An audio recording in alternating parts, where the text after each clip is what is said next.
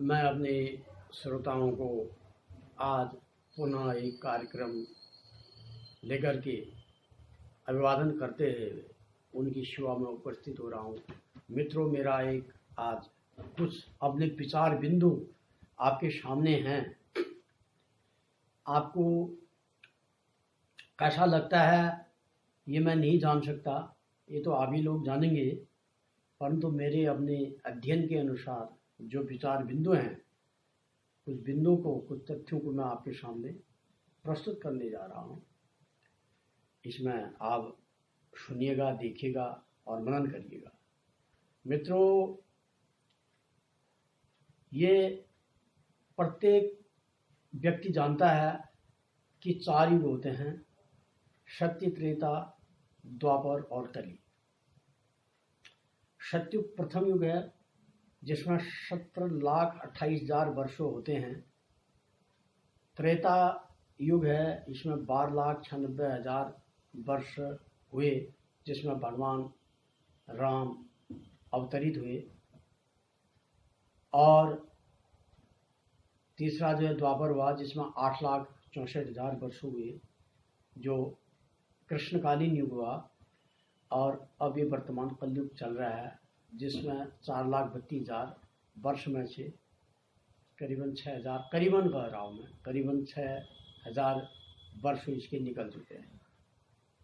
मित्रों, अगर जब जोड़ा जाए तो 43,20,000 या कुछ ऐसे वर्ष इन 4 युगों के माने जाएंगे। मेरा कहने का तात्पर्य यह है कि ये तो युग की बात है। एक युग बदला, दूसरा आया, दूसरा बदला, तीसरा आया, तीसरा बदला, चौथा आया। ऐसे क्रम पूर्वक युग बदलते हैं। ब्रह्मा की रात होती है 71 मनु, कितने ऐसे वर्ष व्यतीत होते हैं जब ब्रह्मा की रात खुलती है और ब्रह्मा फिर नया प्रलय होता है, नई युग होता है, प्रलय होता है। इस तरह से क्रम में चलते रहता है।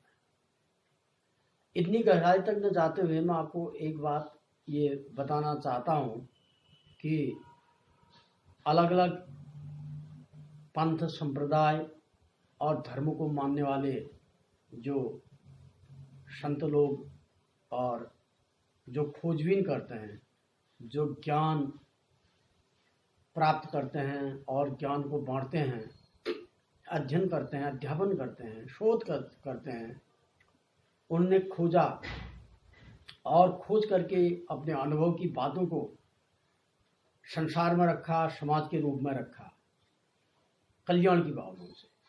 तो ऐसे ही अलग अलग मतों में अलग अलग पंथ के लोग रहे हैं। इनमें एक जो ज्ञानी थे वह थे मुल्ला अब्बास बगदादी। मुल्ला अब्बास बगदादी जो थे, ये भी एक ज्ञानोपार्जन का काम करते थे। चाहे ये मुस्लिम संप्रदाय के हों या किसी अन्य संप्रदाय के भी हो सकते हैं, तो परंतु ये लोक कल्याण, इनका जो मकसद था लोक कल्याण का था। इनके भी कई भक्त और शिष्य हुआ करते थे। तो एक बार ऐसे युग परिवर्तन और प्रलय के संबंध में चर्चा आई इनके सत्संग के दौरान। तो लोगों ने अलग अलग विचार प्रस्तुत किए। इनमें एक व्यक्ति ने प्रश्न किया कि महाराज, प्रलय कब होता है और प्रलय क्यों होता है और प्रलय किससे कहते हैं?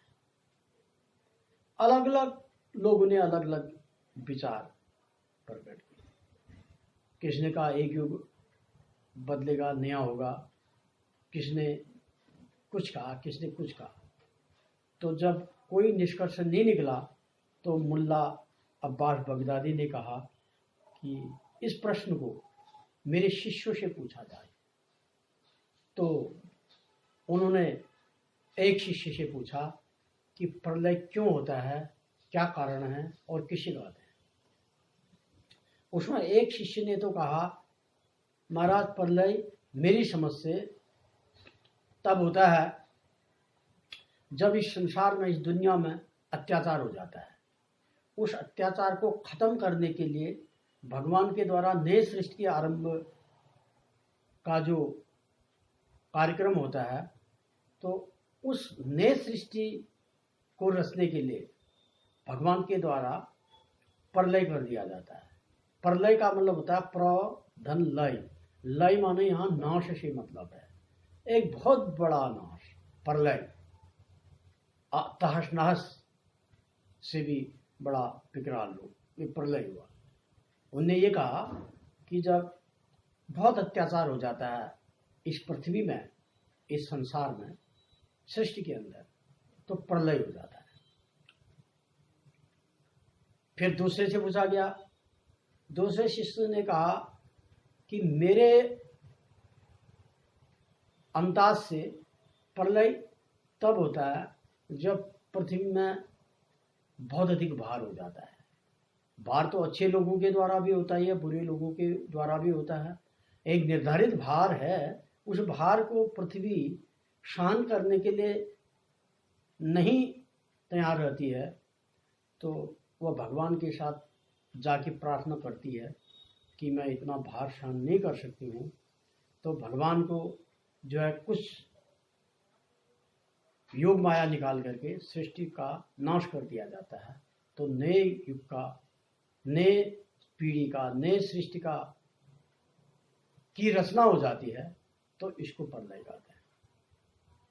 अब तीसरे से पूछा गया, तीसरे शिष्य ने कहा, महाराज मेरी दृष्टि में प्रलय किसी और कारण से होता है। जब पूछा गया तो उसने कहा, प्रलय मेरी दृष्टि में इसलिए होता है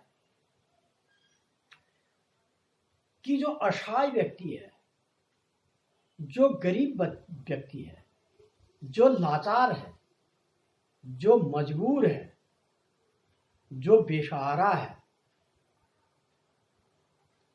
निर्धन से निर्धन, गरीब से गरीब, निर्बल से निर्बल, कमजोर से कमजोर, चाहे आर्थिक स्थिति से हो, चाहे शरीर से हो, चाहे शिक्षा से हो, या अन्य किसी कारणों से कमजोर हो, उसके प्रति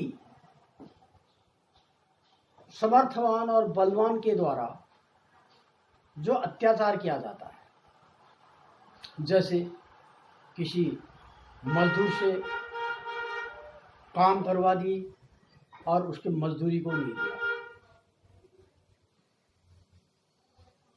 किसी असहाय और मजबूर और निर्धन व्यक्ति की संपत्ति में अनधिकार रूप से कब्जा कर दिया जाए, या किसी ऐसे व्यक्ति को जो मजबूर है, लाचार है, बोल नहीं सकता है और निष्कपट है, निर्विकार है, शुद्ध हृदय है, और उस पर गलत लांछन कर दिया जाए, खाली भी उसको बदनाम कर दिया जाए, उसको जलील कर दिया जाए, और वह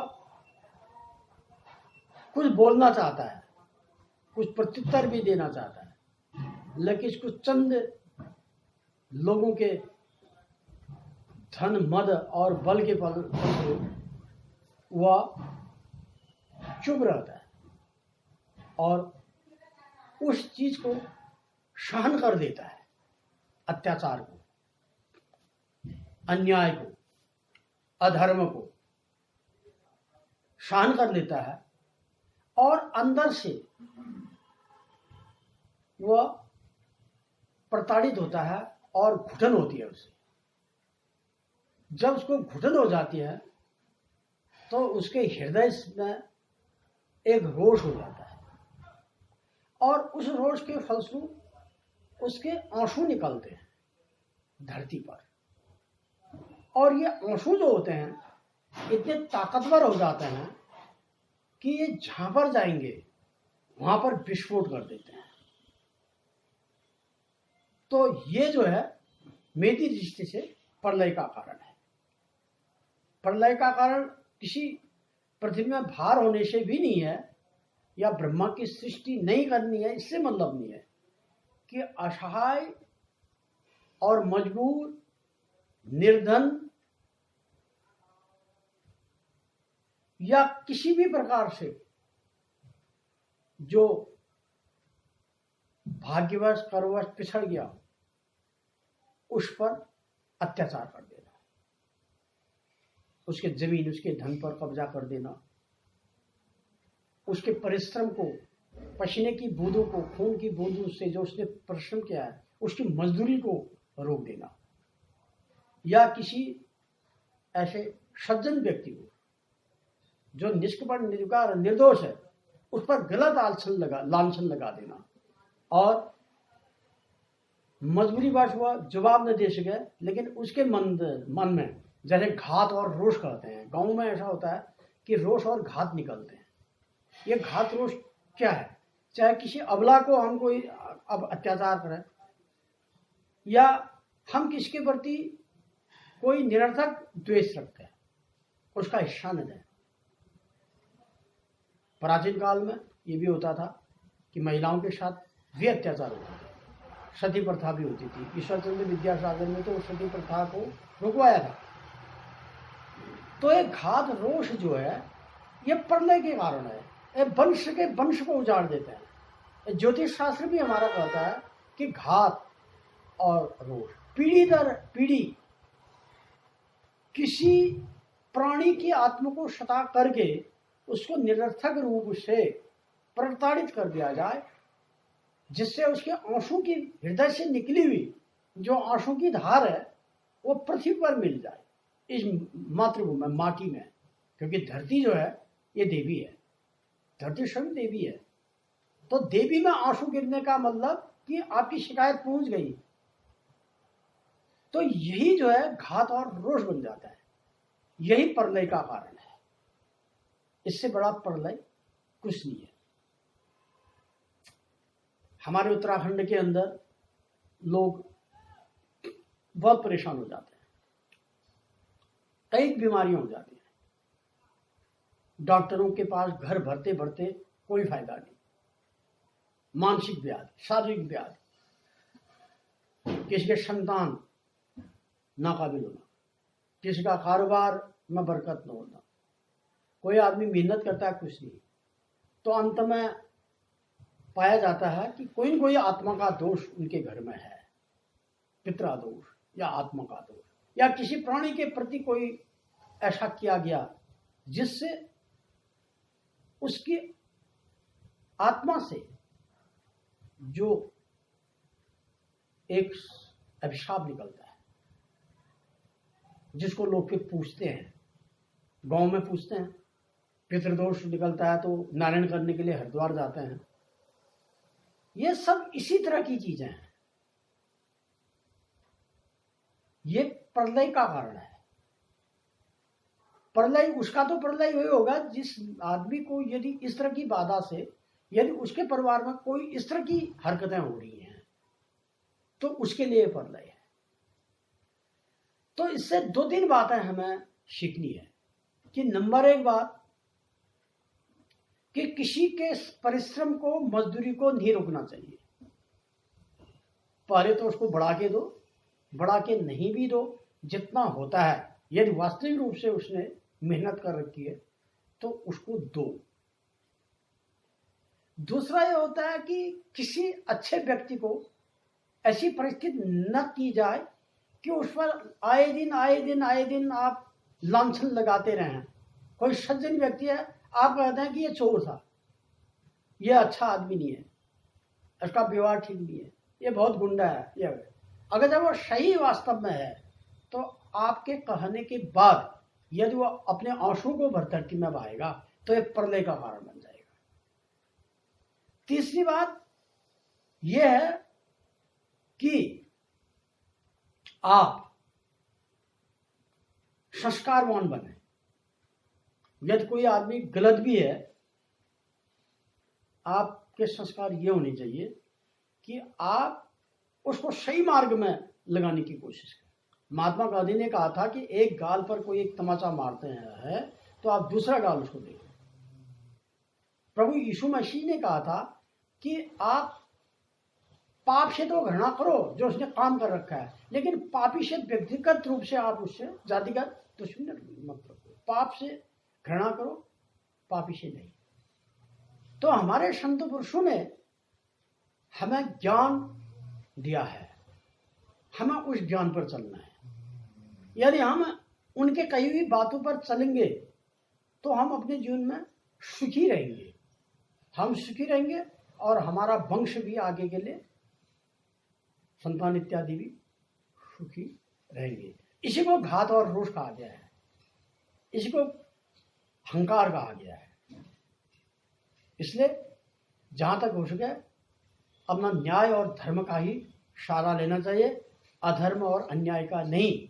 मित्रों, इन्हीं शब्दों के साथ मैं अपनी बात को विराम देता हूं।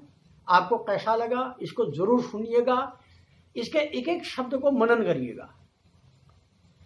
राज दरबार, देव दरबार, पितृ दरबार, 3 दरबार की जो बातें होती हैं इनमें फैसला होता है, इन्हीं से संबंधित भी ये बातें हैं।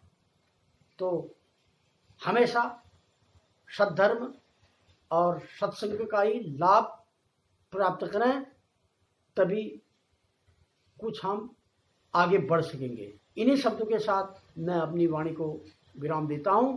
अगले एपिसोड में मैं आप लोगों के पुनः दर्शन करूंगा। तब तक के लिए आचार्य हरीश कोठारी का आपको बारंबार नमस्कार।